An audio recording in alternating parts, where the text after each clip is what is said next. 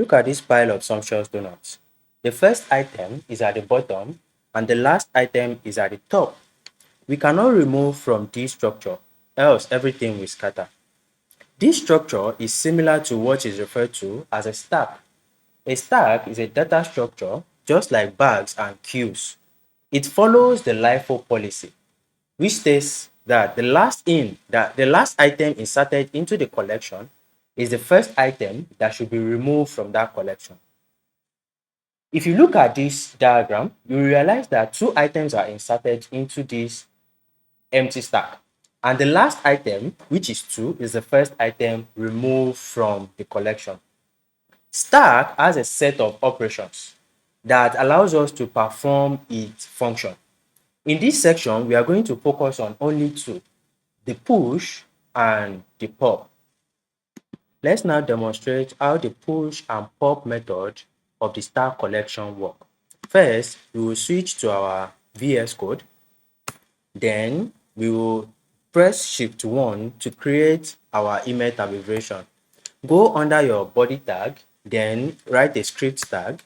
In this script tag, we are going to open the body and then write our code. First, let's create an empty array. So we say let stack of donut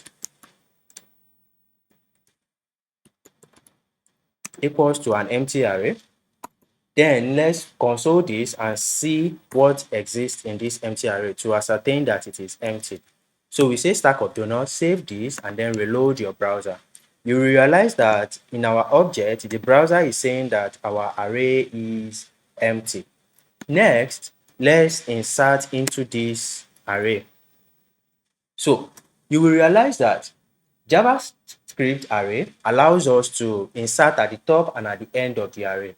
If you want to insert at the top, we are going to use the shift and unshift methods. And if you want to insert at the end, we use the push and pop. Because we are restricted by the LIFO policy, we are going to use the push and pop, just picking one end of the array. So we will say stack of donut dot push. And what do we want to push? We want to push the first donut. Later, we should now duplicate these lines and then push the other ends. So we say second donut, third donut, fourth donut, and then the fifth donut. Now let's console this again and see what we have in our collection. So if you console this and then save, then reload your browser, you realize that we now have 5 items in our collection. Next, we should try to see. So this is how to add to our collection. How do we now remove? If you want to remove, we will use stack.pop. This will remove from the end of the array. So let's console this again to realize that we have removed one item from this collection. Reload your browser. When you reload your browser and then open the object, you realize that we now have 4 items in the array instead of 5.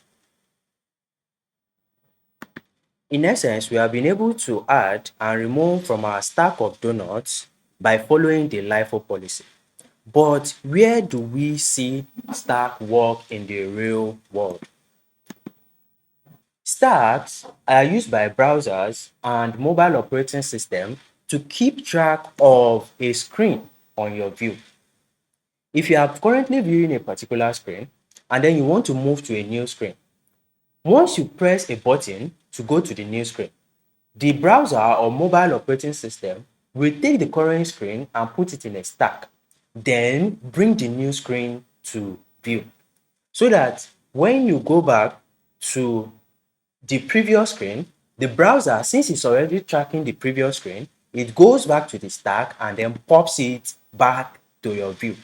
So this is how browsers use stack data structure.